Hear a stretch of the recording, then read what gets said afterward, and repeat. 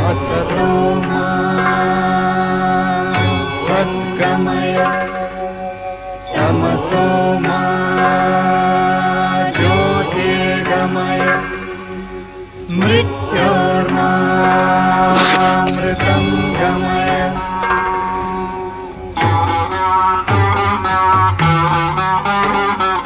सर्वेऽपि सुखिनः सन्तु सर्वे सन्तु निरामयाः सर्वे भद्राणि पश्यन्तु मा कश्चित् दुःखभाग् भवेत्। स्वागत है आप सबका मेरी व्यावसायिक वर्ग अंतर्गत सामान्य आधारित विषय की इस ऑनलाइन क्लास में, जिसे मैं आप तक पहुंचा पा रहा हूं मेरे YouTube channel food and fruit preservation online class के माध्यम से। आप सबसे मेरा यह आग्रह है कि चाहे जिस प्लेटफॉर्म पे आप मेरी इस ऑनलाइन क्लास को एक्सेस कर रहे हों, कृपया YouTube एप्लीकेशन के माध्यम से मेरे इस चैनल के पेज पे जाएं और मेरे इस चैनल को सब्सक्राइब करें।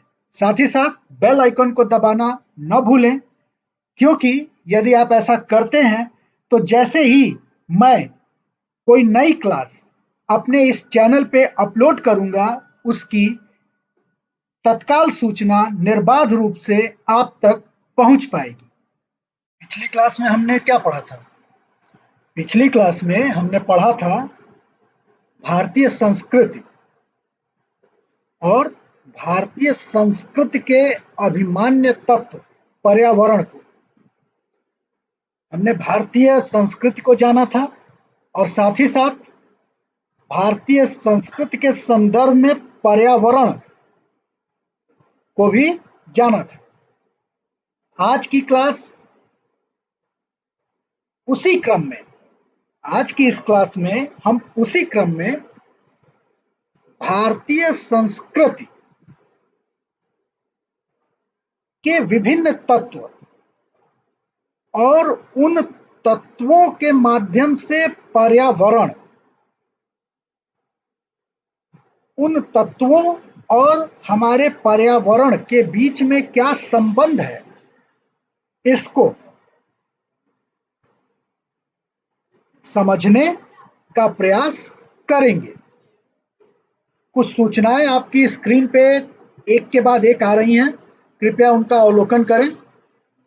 पहली जो सूचना आई है वो है खंड क, पर्यावरणीय शिक्षा। यह सूचना आपको यह बता रही है कि आप सामान्य आधारित विषय, जो कि व्यावसायिक वर्ग का एक अनिवार्य विषय है, के प्रथम प्रश्न पत्र पर्यावरणीय शिक्षा एवं ग्रामीण विकास के खंड क पर्यावरणीय शिक्षा के अंतर्गत अध्याय 4 भारतीय संस्कृति का अभिमान्य तत्व पर्यावरण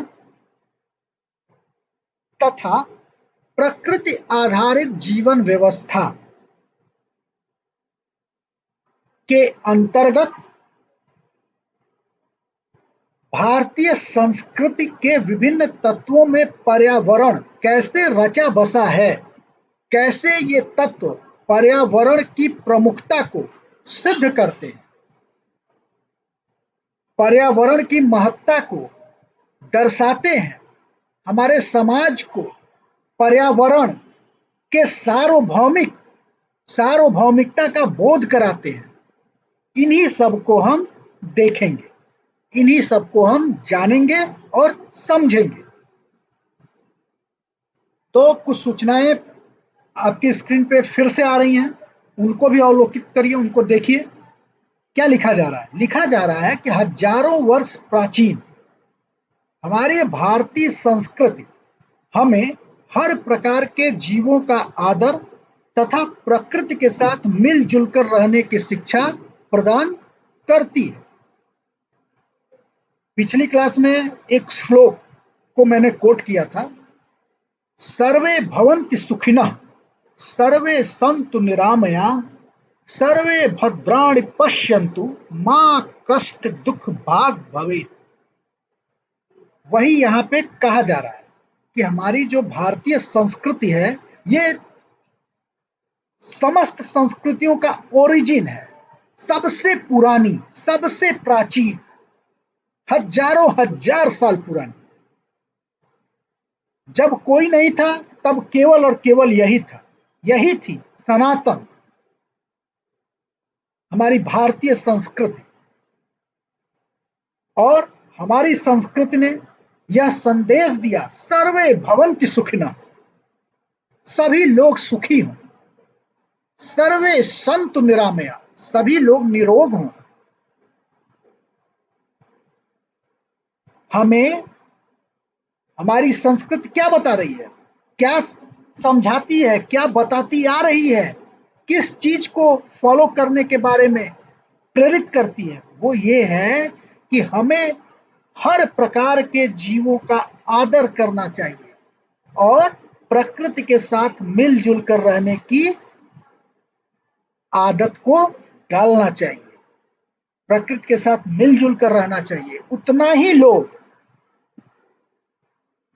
जितना आप उपभोग कर सको, और शेष कल के लिए। कहा जाता है ना कि उतना ही लो थाली में जो व्यर्थ न जाए नाली में। यही संदेश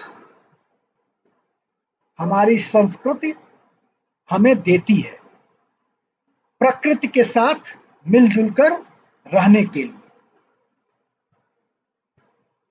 हमारी संस्कृति के विभिन्न तत्वों, सिद्धांतों एवं नियमों में हर एक कदम पर पर्यावरण के तत्वों की रक्षा का संदेश प्रचुर रूप से विद्यमान है। आप नजर उठा के देखिए, कदम कदम पर पर्यावरण और पर्यावरण की रक्षा करने का संदेश हमारी संस्कृति देती है। कैसे देती है, आगे आप पढ़ने जा रहे हैं। तो अहिंसा तथा पर्यावरण, अहिंसा परमो धर्मः, अहिंसा का पालन करना चाहिए। हमारी संस्कृति अहिंसा पे आधारित है। अहिंसा मूल तत्व है। हम बचपन से सुनते आ रहे हैं कि हिंसा नहीं करनी चाहिए। तो अहिंसा तथा पर्यावरण, अहिंसा भारतीय संस्कृति की आत्मा है। हमारी संस्कृति में समस्त जीवों व पेड़ पौधों की रक्षा का उपदेश दिया गया है। किसी भी प्रकार की हिंसा को पाप की संज्ञा दी गई है। भारत व अहिंसा लगभग पर्यायवाची शब्द हैं। यह हमारी संस्कृति है कि हमारे देश और देश का नाम और अहिंसा समानांतर शब्द हैं, मतलब पर्यायवाची हैं एक दूसरे के। अहिंसा का पालन यदि इस चराचर जगत में रहने वाले समस्त मानव करें तो हमारी पृथ्वी स्वर्ग बन सकती है। पेड़ पौधों व अन्य जीवधारी जिन्हें आज मानव बड़ी ही निर्दयता के साथ नष्ट कर रहा है, प्रकृति का संतुलन बनाए रखने में विशेष भूमिका निभाते हैं।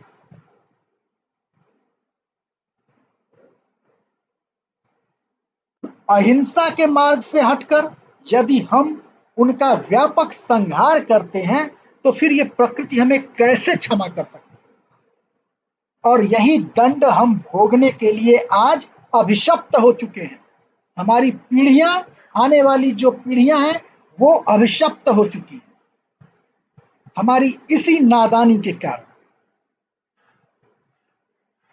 मानव समाज जो कि इतना निष्ठुर हो चुका है, जो अब उपभोग नहीं शोषण कर रहा है पर्यावरण का, तो उसे जब हम किसी का शोषण करेंगे तो प्रकृति हमें माफ थोड़े ना करेगी।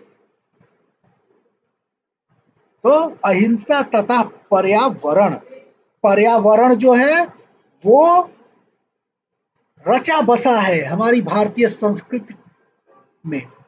कदम कदम पर जितने भी तत्व हैं हमारी संस्कृति के, वो पर्यावरण की रक्षा, पर्यावरण को प्राथमिकता देते हैं। उसी में एक तत्व है, पहला जो है वो जिसे मैंने चुना है वो है अहिंसा। तो अहिंसा तथा पर्यावरण स्पष्ट हो चुका है। अब हम आगे बढ़ते हैं। शाकाहार तथा पर्यावरण। भारतीय संस्कृति शाकाहार को प्रमुखता देती है, मांसाहार नहीं। मांसाहार को दोयम दृष्टि से देखा जाता है, मांसाहार का निषेध किया जाता है हमारी संस्कृति में। तो शाकाहार तथा पर्यावरण, ये शाकाहार भी पर्यावरण से जुड़ा हुआ है। कैसे? तो इस तरह से शाकाहार की सबसे बड़ी विशेषता यह है कि वह प्रकृति के प्रति हमारे मन में एक गहन आध्यात्मिक भावना और आत्मीयता पैदा करता है। वह मनुष्य को सदाचार की ओर ले जाता है। किंतु अपनी इस संस्कृति के इस संदेश को भूलकर हम पश्चिम की नकल में मांसाहार की ओर चल पड़े हैं। आज देखिए अधिकांश लोग मांसाहार करते हैं, जबकि ऐसा नहीं करना चाहिए। मांसाहार वर्जित है। भगवान ईश्वर ने ये जो शरीर बनाया है, इस शरीर में मांस को पचाने की क्षमता नहीं है। हमारी जो आंतें हैं वो मांस को पचाने के लिए नहीं बनी है, फिर भी हम मांस खाते हैं। तो ऐसा नहीं होना चाहिए। शाकाहार सबसे अच्छा है। धरती पे जो सबसे बलिष्ठ है, जो सबसे बड़ा है जानवरों में, वो शाकाहारी है। हाथी, जल में ब्लू व्हेल शाकाहारी जीव हैं, उन्हें मारने की कोई आवश्यकता नहीं है। तो भारतीय संस्कृति में तो मांसाहार है ही नहीं, हम शाकाहार को प्राथमिकता देते हैं। मांसाहार कहां से आया? मांसाहार पश्चिम से आया, पश्चिमी सभ्यता की देन है। और हम पश्चिम के अंध अनुकरण के वशीभूत होकर अपने मूल कॉन्सेप्ट से हटकर उनकी नकल करने लगे, और जिसका परिणाम क्या हुआ? जिसका परिणाम ये हुआ कि हम जो कि पर्यावरण के रक्षक थे, आज भक्षक बने बैठे हैं। तो भारत के हजारों बूचड़खानों में प्रतिदिन लाखों पशुओं का वध करके हम लालच में अंधे होकर मांस का निर्यात करने में लग गए हैं, जिससे पर्यावरण और पारिस्थितिक वातावरण असंतुलित तथा अपंग होता जा रहा है। अतः पर्यावरण की रक्षा के लिए हमें पशुओं का वध रोककर शाकाहारी जीवन पद्धति को अपनाना होगा। यह पद्धति सारे प्राणियों के प्रति हमारे मन में सम्मान की भावना को उत्पन्न करती है, जो सदियों से हमारे साथ रहकर पर्यावरण के संतुलन को कायम रखने में बेहद मददगार साबित होते रहे हैं। अब वनों को मित्र मानना, तो हमारी संस्कृति वनों को अपना मित्र मानती है।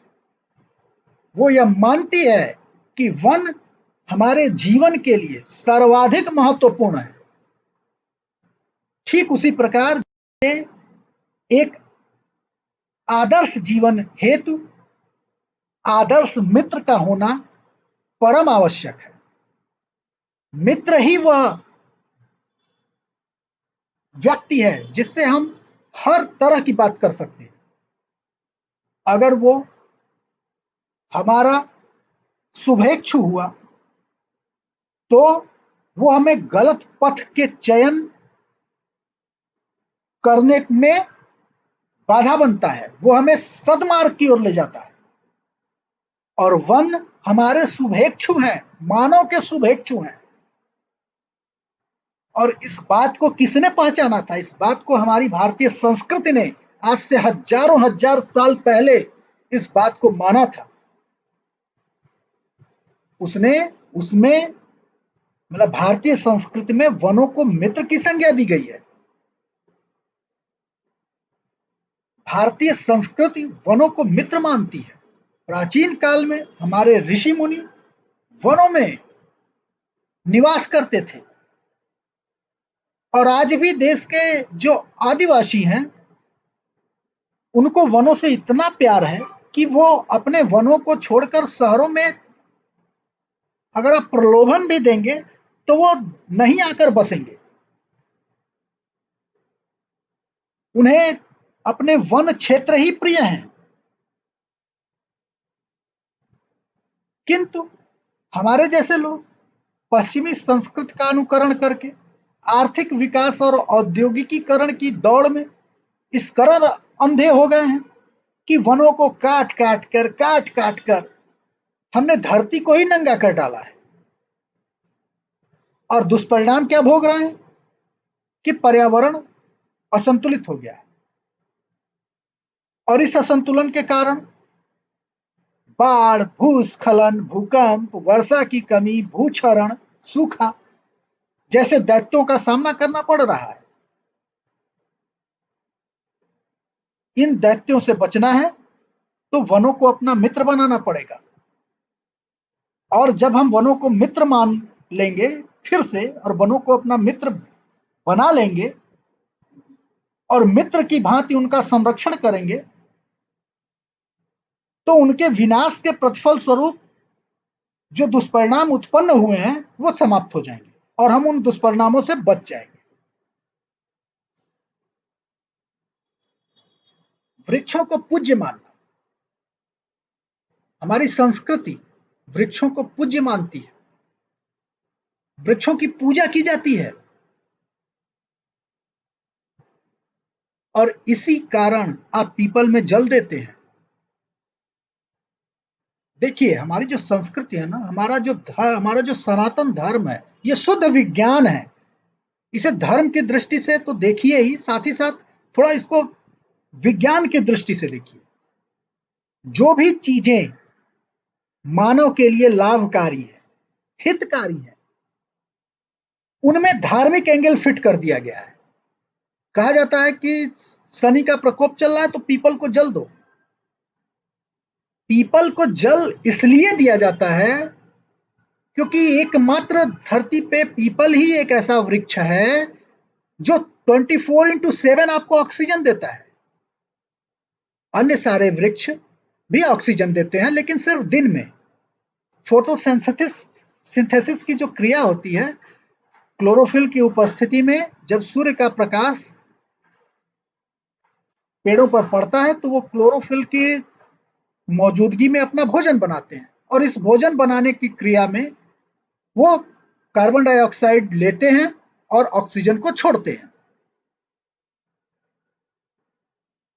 लेकिन जो पीपल का वृक्ष है वो 24x7 मतलब 24 घंटे सप्ताह के 7 दिन वो ऑक्सीजन देता है, कार्बन डाइऑक्साइड को सोखता है। इसीलिए पीपल को पूज्य माना गया है। घरों में कहा जाता है ना, अगर पीपल का वृक्ष उगाया तो उसको उखाड़ा नहीं जाता, तोड़ा नहीं जाता है। बड़े बूढ़े मना करते हैं और कहते हैं कि देव रुष्ट हो जाएंगे। वो देव रुष्ट होंगे या नहीं होंगे ये तो नहीं पता है, हाँ, लेकिन प्रकृति रुष्ट हो जाएगी ये पता है। तो भारतीय संस्कृति में अनेक महत्वपूर्ण वृक्षों को पूज्य मानने की परंपरा रही है। पीपल, नीम, बरगद के वृक्षों की पूजा की जाती है और उनकी रक्षा हेतु उनको हमारे सनातन धर्म में विशेष स्थान दिया गया है।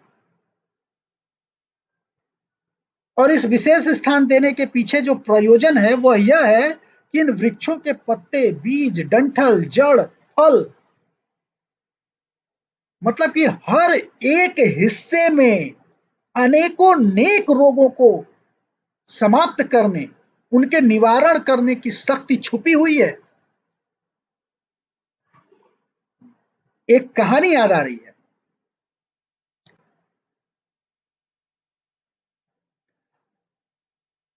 अकबर कह रहा हूं, अरब के खलीफा थे।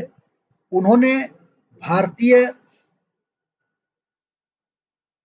जो आयुर्वेद है उसकी परीक्षा लेने की सोची और उन्होंने अपने एक व्यक्ति को बुलाया और कहा कि तुम भारत जाओ और भारत में तुम फला वैद्य से मिलना, लेकिन एक काम ये करना कि अरब से भारत तक की यात्रा के दौरान तुम इमली के पेड़ के नीचे सोना, इमली के लकड़ी से भोजन बनाना, इमली खाना, मतलब इमली को ही ओढ़ना, इमली को ही बिछाना। उस व्यक्ति ने ऐसा ही किया और भारत आते आते उसे कोढ़ हो गया। क्या हो गया? कोढ़, वो कोढ़ी हो गया। यहां आया, जब यहां आया तो उस अमुक वैद्य के पास पहुंचा। अमुक वैद्य ने देखा और कहा कि यार तुम तो कोढ़ हो गया, कोढ़ी हो, चलो मैं तुम्हारी मतलब तुम्हारा इलाज करता हूं, कुछ दिन तुमको रहना है। तो उस व्यक्ति ने कहा कि नहीं नहीं महाराज, ऐसा है कि मैं कोढ़ी नहीं था, ये मैं अरब से आ रहा हूं और ऐसा ऐसा मैंने किया है, इसलिए मुझे ये बीमारी लग गई। तो उस वैद्य ने कहा कि ऐसा है कि अब तुम तुरंत वापस लौटो और अब तुम ये काम करना कि तुम अब जो जो काम तुम इमली के वृक्ष के नीचे करते आ रहे हो, वही सारा काम तुम अब नीम के वृक्ष के नीचे करना अपनी भारत से और अरब के यात्रा के दौरान। तुम नीम को ही ओढ़ना, नीम को ही बिछाना, नीम को ही खाना, नीम मतलब सब काम नीम से, नीम के वृक्ष से, नीम के द्वारा। उस व्यक्ति ने ऐसा ही किया और अरब पहुंचते पहुंचते वो फिर उसका कोढ़ खत्म हो गया, वो एकदम चंगा भला हो गया जैसे पहले था। तो ये है सनातन और इसकी शक्ति, जिसमें वृक्षों को और वृक्षों के महत्व को बहुत पहले ही समझ लिया गया था और उनको किसी प्रकार की हानि न पहुंचे, इसलिए उनको धर्म का रक्षा कवच पहना दिया गया था। तो इस रक्षा कवच से उनकी रक्षा होती आई है और चूंकि धर्म का एंगल इन्वॉल्व है, इसलिए हम उनके प्रति श्रद्धा भाव रखते हैं। लेकिन मूल तत्व यही है, मूल तत्व यह है कि वो हमारे लिए हितकारी हैं और वो चूंकि हमारा केवल केवल हित करते हैं, तो उनके इस हित करने के कारण हम उनकी रिस्पेक्ट करते हैं। हमको उनकी रिस्पेक्ट करना चाहिए। अगर हम नहीं करेंगे, उनको नष्ट करेंगे, तो एक न एक दिन हम भी नष्ट हो जाएंगे। तो क्या लिखा है?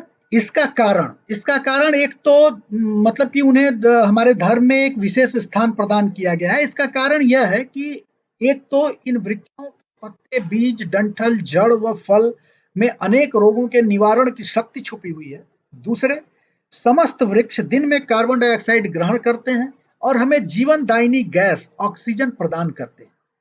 वृक्षों का हम पर बड़ा उपकार है। पीपल का वृक्ष तो एकमात्र ऐसा वृक्ष है जो दिन व रात चौबीसों घंटे ऑक्सीजन ही देता है। नीम के वृक्ष में प्रदूषण समाप्त करने की अद्भुत क्षमता है। नीम के वृक्ष के चारों ओर 100 मीटर तक के क्षेत्र में वायु प्रदूषण नहीं होता है। इसीलिए हमारे ऋषि मुनियों ने वृक्षों को धर्म का आवरण यानी कि सुरक्षा प्रदान की, जिससे उन्हें नुकसान न पहुंचे और परिणाम स्वरूप हमारा जो पर्यावरण है वो प्रदूषण से मुक्त रहे। नदियों को माता, हमारी संस्कृति में नदियों का विशेष महत्व रहा है, विशेष स्थान रहा है। इतना इतना बड़ा स्थान रहा है। भाई, परिवार में सबसे बड़ा स्थान किसका होता है? माता का होता है। ठीक वही सम्मान हमारी संस्कृति में नदियों को है। नदियों को हम अपनी माता मानते हैं और उनके प्रति पवित्र भाव अपने मन में रखते हैं। आज भी अगर गंगा नदी में स्नान करने का मौका मिले तो आप, जहां तक मैं समझता हूं, आप सीधे सीधे गंगा नदी में प्रवेश नहीं कर जाएंगे। आप क्या करेंगे? आप सर्वप्रथम, या मैं क्या करता हूं, मैं सर्वप्रथम गंगा जल को अपने माथे पे लगाऊंगा, आचमन करूंगा और मां को प्रणाम करूंगा। उसके बाद मैं उनके जल में उतरूंगा।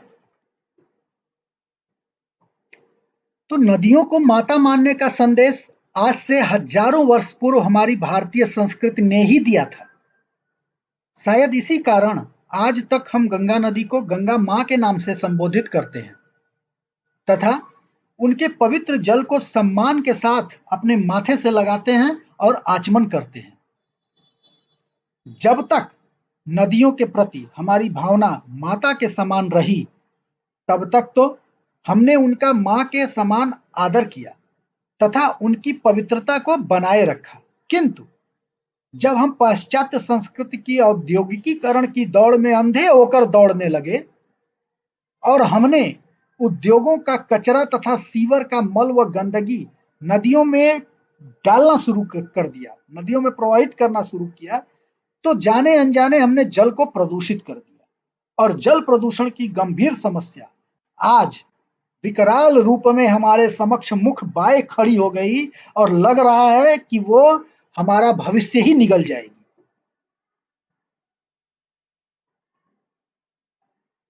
वायु शुद्धि तथा पर्यावरण। तो स्वच्छ वायु प्राणी मात्र के जीवन का मूलाधार है। प्रकृति ने हमें अपार स्वच्छ वायु प्रदान की है, जिसका उपयोग हम असीमित मात्रा में कर सकते हैं। भोजन के बिना तो मनुष्य कुछ महीनों, कुछ दिनों तक जीवित रह सकता है, किंतु जल के बिना यह जो महीनों का समय है वो हफ्ते और 1-2 दिन में सीमित हो जाता है। परंतु ऑक्सीजन के बिना तो 1 मिनट, बहुत बहुत तो 2 मिनट, 2 मिनट तक प्राण रखने में रोक पाएंगे आप? 2 मिनट तक सांस अपनी, हालत खराब हो जाएगी। तो ऑक्सीजन युक्त शुद्ध वायु के बिना तो 1 मिनट में ही प्राण निकलने लगते हैं। शुद्ध वायु सांस के द्वारा फेफड़ों में पहुंचकर हमारे अशुद्ध रक्त को शुद्ध करती है।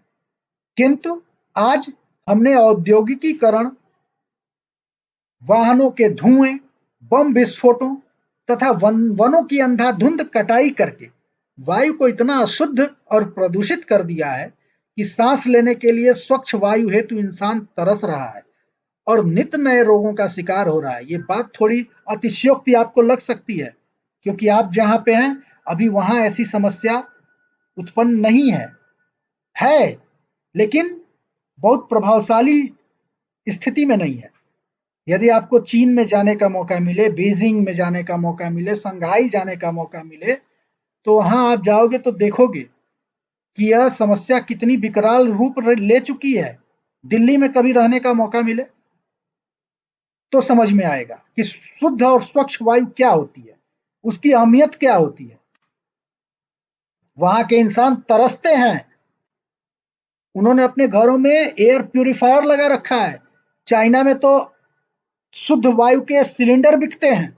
जैसे कि अब बोतल बंद पानी बिकता है, उसी तरह वहाँ सिलेंडर बिकते हैं और हम और आप उसका मूल्य चुकाकर उससे सांस लेते हैं। इस दशा को प्राप्त हो चुके हैं हम। आगे, तो भारतीय संस्कृति में जल। तो भारत की प्राचीन संस्कृति में जल का नाम जीवन है। ये प्राचीन ही नहीं, ये आज भी है। जल ही जीवन है। इसी कारण शुद्ध जल प्राणी मात्र के जीवन का आधार माना जाता है। हमारे शरीर का 70% भाग जल है। पृथ्वी का 3/4 भाग जल से लहरा रहा है, मतलब 75% जल है और 25% भूमि है। हमारे भोजन का 5/6 भाग जल होता है। हमारी हड्डियों में भी 10 से 14% जल है। जल ही हमारे शरीर के विष को पसीने व मलमूत्र आदि के रूप में बाहर निकालता है। किंतु आर्थिक विकास की अंधी दौड़ में आज भारतीय नदियों के जल को हमने इतना प्रदूषित कर दिया है कि वह न तो पीने योग्य रहा है और न ही नहाने योग्य। भारतीय संस्कृति की धारणा को भूलकर हमने जल प्रदूषण का संकट मोल लेकर स्वयं को खतरे में डाल दिया है। नदियों को हमने प्रदूषित कर दिया है।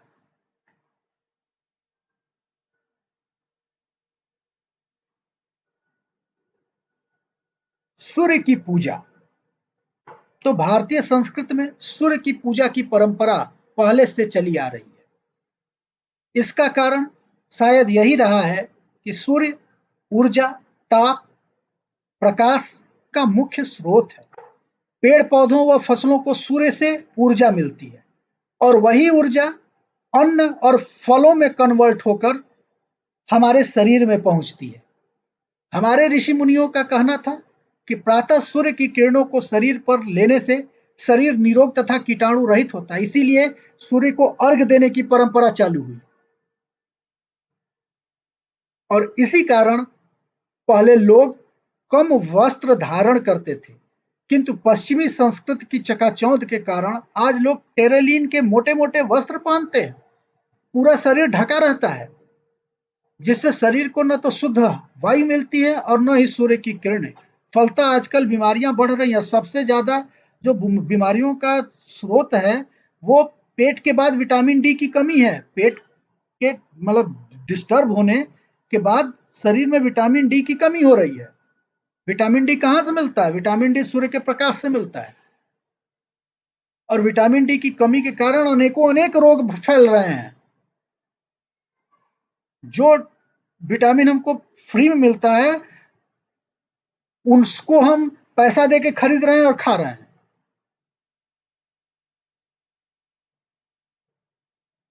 भारतीय संस्कृति में मिट्टी। तो इंसान के शरीर का ज्यादातर हिस्सा पृथ्वी तत्व का है, अर्थात मिट्टी का। तभी तो हम पत्थर के मकानों में, मिट्टी के मकानों में रहते हैं। पत्थर व मिट्टी की सड़कों और गलियों में खेलते हैं, चलते हैं, उसमें परवरिश पाते हैं और मिट्टी से उत्पन्न होने वाले खाद्य पदार्थों को खा पीकर अपना जीवन व्यतीत करते हैं। भारतीय संस्कृति में मिट्टी के इस महत्व के प्रति सम्मान की भावना उत्पन्न करने के लिए ही भारत की मिट्टी या धरती को माता की संज्ञा दी गई, माता के नाम से संबोधित किया गया। किंतु आज हमने वैज्ञानिक प्रगति की विवेकहीन अंधी दौड़ में अंधे होकर दौड़ रहे हैं। भारत की पावन मिट्टी को खेतों में रासायनिक उर्वरकों व कीटनाशकों का प्रयोग करके प्रदूषित कर रहे हैं, प्रदूषित कर दिया है। फलतः मृदा प्रदूषण के दुष्परिणाम आज हमारे सामने प्रमुख खतरे के रूप में विद्यमान है। भारत का पहला ऐसा राज्य जो कि ऑर्गेनिक खेती कर रहा है, वहां पे ये रासायनिक उर्वरकों कीटनाशकों का प्रयोग नहीं हो रहा है। कौन सा है बताइए? मैं कई बार पिछले कई क्लासों में बता चुका हूं इस बात को। उस राज्य का नाम है, क्या नाम है बताइए? क्या नाम है?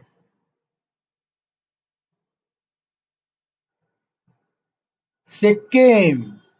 सिक्किम भारत का पहला ऐसा राज्य है जो जिसने अपने यहाँ रासायनिक उर्वरकों और कीटनाशकों का प्रयोग बंद कर दिया है। वहाँ टोटल टोटल खेती ऑर्गेनिक होती है। वो पीछे की तरफ मुड़ चुके हैं और उन्होंने जो पुरातन कृषि की व्यवस्था है उसको अपना लिया, उसको अंगीकार कर लिया है और भारत का वो पहला ऐसा राज्य बन गया है। जनसंख्या तथा पर्यावरण। तो वर्तमान में जनसंख्या की असीमित वृद्धि के कारण पर्यावरण में भारी असंतुलन उत्पन्न हो गया है और उसके कारण अनेक समस्याएं जैसे भीड़, अतिक्रमण, गरीबी, बीमारी, बेरोजगारी व महंगाई इत्यादि अपने चरम पर है। कृषि भूमि पर जनसंख्या का यह बढ़ता भार, वनों का विनाश, कानून व व्यवस्था में गिरावट जैसी समस्याओं को उत्पन्न कर रहा है। इस अत्यधिक जनसंख्या वृद्धि को रोकने के लिए परिवार नियोजन सफल नहीं हो रहा है। हमारे ऋषि मुनियों ने इस जनसांख्यिक को संतुलित करने के लिए इस जनसांख्यिक असंतुलन का हल किसमें ढूंढा था? ब्रह्मचर्य में ढूंढा था। क्यों? क्योंकि ब्रह्मचर्य में आत्म अनुशासन तथा संयम है, जबकि परिवार नियोजन मनुष्य में कामुकता को बढ़ाता है और उसे आतंक, भय एवं तनाव में रखता है तथा उसे एक जहरीले मानसिकता की ओर खींच कर ले जाता है, जिसका परिणाम क्या होता है? जिसका परिणाम होता है अनुशासनहीनता, व्यभिचार, बलात्कार, गुंडागर्दी, खून खराबा इत्यादि इत्यादि इत्यादि। अपरिग्रह तथा पर्यावरण। अपरिग्रह क्या है भाई? अपरिग्रह मतलब होता है कि संयम, उतना ही लो थाली में जो व्यर्थ न जाए नाली में, यही है अपरिग्रह। तो अपरिग्रह भारतीय धर्म और संस्कृति का महत्वपूर्ण तत्व है। परिग्रह का अर्थ है आवश्यक संचय का अभाव, आवश्यक नहीं, अनावश्यक संचय का अभाव, अर्थात वस्तुओं और संपत्ति की हम उतनी ही मात्रा अपने पास रखें जितनी मात्रा की हमें जरूरत हो, शेष संपत्ति हम दूसरों के लिए छोड़ दें। इससे समाज में आर्थिक व सामाजिक समानता की स्थापना होगी और वर्ग संघर्ष नहीं होगा। अपरिग्रह के अभाव में धन के लिए हमारी लालसा बराबर बढ़ती जाती है और हम उचित या अनुचित तरीकों से असीमित धन एकत्रित करने में जुट जाते हैं। तीव्र आर्थिक विकास व औद्योगिकीकरण का रास्ता अपनाकर हम पर्यावरण के तत्वों जैसे कि वन संपदा, खनिज संपदा आदि का निर्दयता से शोषण करने लगते हैं और यही शोषण पर्यावरण को असंतुलित बना रहा है। यहाँ पर मैं आपको एक बात कहना चाहूँगा, कहीं मैंने पढ़ा था और मैंने इसे अपने जीवन का आदर्श वाक्य बना लिया है कि जरूरी नहीं कि हमें क्या मिला, महत्वपूर्ण यह नहीं है कि हमें क्या मिला, महत्वपूर्ण यह है कि हम क्या छोड़ जाएंगे। यह महत्वपूर्ण है कि हम आने वाली पीढ़ियों के लिए क्या छोड़ जाएंगे। तो हमें तो बहुत ही अच्छा, हम तो अपने आप को काफी अच्छा महसूस करते हैं, काफी खुशनसीब महसूस करते हैं, मैं अपने आप को करता हूं। पर जब मैं अपना भविष्य देखता हूं तो भविष्य में जो आने वाली हमारी पीढ़ियां हैं वो इतनी भाग्यशाली नहीं रहेंगी जितनी कि हम हैं। उसके कारण भी हम स्वयं हैं। हमारी ये अविवेकी नीतियां हैं। हम उपभोग नहीं, हम अब शोषण कर रहे हैं। किसका? अपने पर्यावरण का। और जिसका दुष्परिणाम हम तो भोगेंगे ही, हमारी आने वाली पीढ़ियां भोगेंगी। तो अब कंक्लूजन मतलब कि निष्कर्ष। अतः स्पष्ट है कि भारतीय संस्कृति में पर्यावरण को उच्च मान्यता प्रदान की गई है तथा तथा भारतीय संस्कृति में एक एक तत्व में पर्यावरण के संतुलन एवं उसके संरक्षण के उपाय निहित हैं।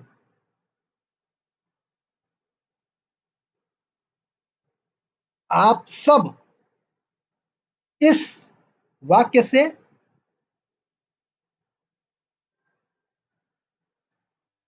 सहमत होंगे, ऐसा मुझे लगता है, क्योंकि यही बातें अभी हमने पढ़ी हैं।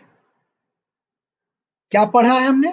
तो भारतीय संस्कृति के जितने भी तत्व हैं, उन समस्त तत्वों में पर्यावरण के संतुलन एवं उसके संरक्षण के उपाय निहित हैं। मतलब कि भारतीय संस्कृति और पर्यावरण रचा बसा है, आप अलग नहीं कर सकते। कभी कभी तो लगता है कि भारतीय संस्कृति ही पर्यावरण है और पर्यावरण ही भारतीय संस्कृति है। इतना एकात्म है।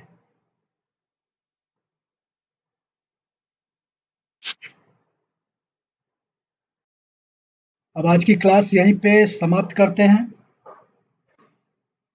आप सबसे पुनः फिर मुलाकात होगी एक नई क्लास में, एक नई ऊर्जा के साथ, एक नई जानकारी के साथ। आशा करता हूँ कि मेरे द्वारा दी गई जानकारियाँ आपको समझ में आई होंगी।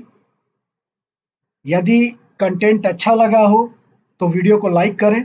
कोई शंका हो, कोई प्रश्न हो तो वीडियो के कमेंट बॉक्स में जाकर मुझसे पूछें। मैं यथाशीघ्र आपको समाधान उपलब्ध कराऊंगा। इस चैनल को सब्सक्राइब करना न भूलिए। चैनल को सब्सक्राइब करिए, क्योंकि यदि आप ऐसा करते हैं तो नई क्लास की सूचना बिना किसी रुकावट के आप तक यथाशीघ्र पहुंच पाएगी। इसके अलावा आप वीडियोस को डाउनलोड करके रख लीजिए। डाउनलोड करने के लिए आपको YouTube पेज पे जाना है, मेरे इस चैनल के YouTube पेज पे जाना है। वहाँ पे डाउनलोड का ऑप्शन आएगा, आप वीडियोस को डाउनलोड करके रख लीजिए। ऐसा करने से इन वीडियोस को बार बार देखने के लिए आपको बार बार डेटा खर्च करने की आवश्यकता नहीं पड़ेगी। आपका डेटा एक बार खर्च होगा सिर्फ वीडियो को डाउनलोड करने में, और आप अनगिनत बार इन वीडियोस को देख सकते हैं। इन वीडियोस को एक बार देखने से काम नहीं चलेगा, बार बार देखिए, पॉज करके देखिए, नोट्स बनाइए, नोट्स रिवाइज करिए और आगामी आने वाली बोर्ड परीक्षाओं की तैयारी में अभी से जुट जाइए। इन्हीं शब्दों के साथ आप सभी को धन्यवाद।